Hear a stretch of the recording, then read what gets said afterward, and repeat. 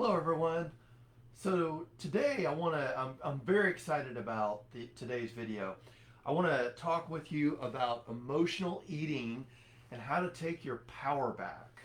Um, this, so my name is Brian Knight. I'm a certified weight loss coach, and I help busy kingdom driven dads lose weight so they can feel amazing and through that able to support others at their best. So I wanted to start off our emotional eating with an example from my own journey and weight loss. So as many of you may know, I'm doing a 28-day weight loss challenge for myself where I lose my last 10 pounds. And the other night, I my last meal was at 4:30, but it was around 8 o'clock, and I was starting to feel hungry again, like I wanted to eat something, but I wasn't really hungry. I just wanted to nibble or eat on something, and I had to work through that urge. And I wanted to share with you some of the ways that I've worked through these cravings or obstacles or whatever you want to call it. But basically, when it boils down to it, it's emotional eating. And so this has been coming up for myself. And, you know, emotional eating comes up for many reasons. It could be that you're stressed, that you're bored, or negative emotions, you name it. There's a lot more reasons than that. As a nurse, I would often come home from my 12-hour shift, and I mean it's like 8:30 at night, and I want to eat something, but I'm not really hungry. And my worst thing was apples and peanut butter. So I had to simply just stop buying the peanut butter, and that's really what has worked for me. The apples, my kids still eat it, and I'm not really crazy about apples by themselves. I mean, I'll eat them, but with the peanut butter, it was just like heaven for me. So now I want to talk to you about how to take your power back. That's what all you guys are here for, is how to take your power back from emotional eating. The first thing I want to talk about is take away temptation. Now, I just talked about that with not purchasing the peanut butter. So I took the peanut butter out of the house because I would get home, I'm not even hungry, and I'm not kidding you, with the apples and peanut butter, I would knock down 500 calories in one sitting. And I didn't even need to do so.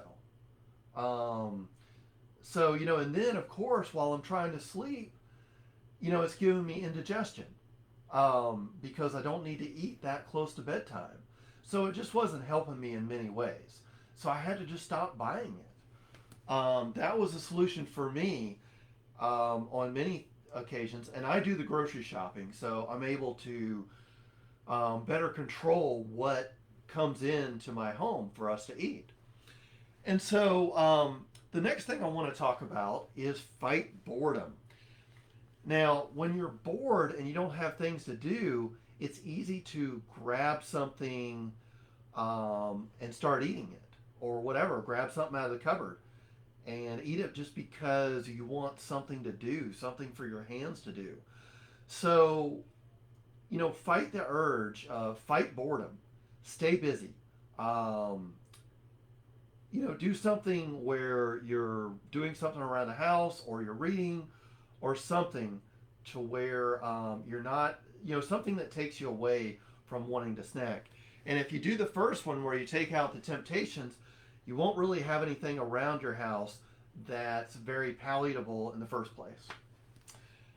Next, eat enough healthy foods. So where I'm going at with this is if your meals that you eat, so I eat like two meals a day, two big meals, and I have enough healthy food in those that they keep me full throughout the day.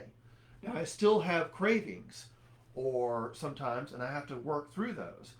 But if you have enough fat and protein in your diet and you have healthy foods, it will sustain you for long periods of time. so that you don't have real hunger on top of emotional hunger to deal with when you're trying to fight those times that come up. And so, next, I want to talk about eating something that will not derail you when you give into those cravings, or you really just have to have something to eat.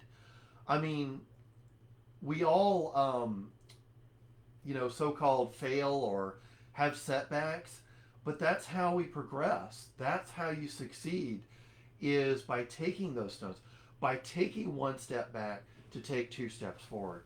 And so I wanted to bring in some different healthy options. I've got some beef jerky here, got some epic beef jerky, or even a cheese stick. Those are things that aren't going to set you back, that you could eat on, that would satisfy your craving, and maybe get you through that time to where you could go to bed or anything like that, where you'll not even think about it for a while. Another thing that I'm trying is a salt rock. I felt that a lot of my cravings lately have not been where I really needed to eat something. It's just been where I need to have a salt lick. And you do that, and it really suppresses your cravings. It's amazing. I invite you to try it out. They're pretty cheap, very healthy for you. It's just a Himalayan salt rock. Tastes great. And that might be a key to help you to keep away some of your cravings. And the last thing I want to recommend is to get support. Definitely on the mental stuff. And what I mean by get support, whether that's an accountability partner, that could be your spouse, that could be one of your children, that could be a therapist, and that could definitely be a coach. And what I mean by that is a weight loss coach, a health coach, an emotional eating coach, whatever works for you, and somebody that you have access to.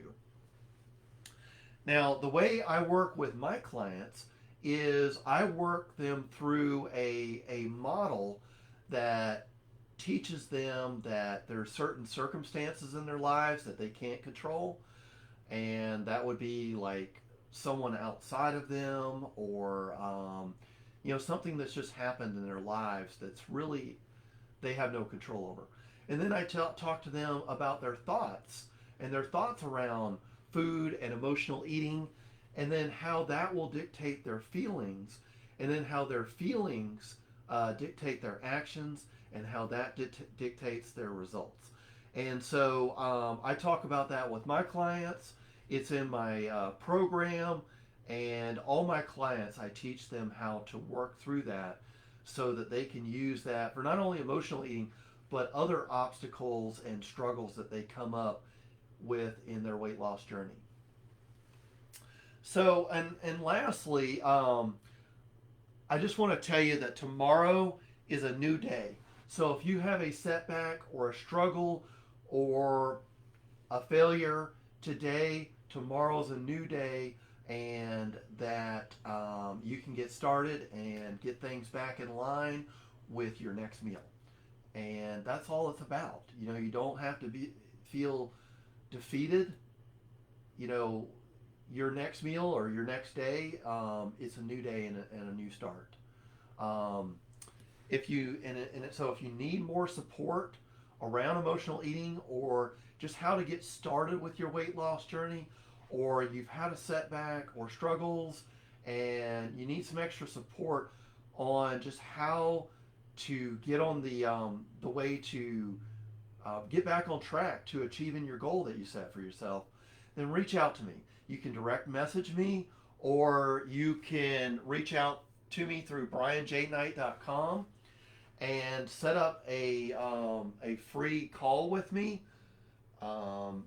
I would be glad to help you and help you to get back on track with your weight loss journey.